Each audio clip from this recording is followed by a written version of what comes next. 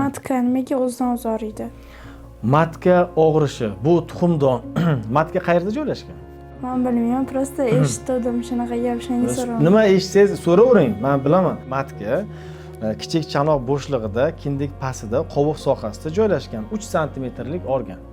Homilador bo'lmagan ayolda u homiladorlikdan u kattalashib ketadi. Tushundingiz? Matkani 3-5 santimetr atrofidagi organ. Og'rishiga asosiy sabab bu matka miya bilan juda ham ko'p nerv tolalari orqali aloqa qiladi-da. Qattiq stress olgan ayolda hayzi buziladi.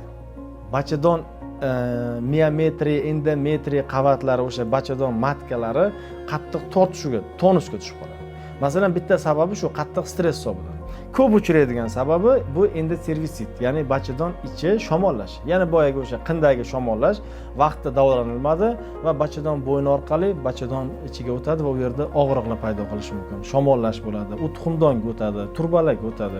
Shuning hisobidan jinsiy ayollarning o'sha jinsiy farzandli bo'lish reproduktiv a'zolaridagi yallig'lanish hisobi og'riqlar kuzatilishi mumkin.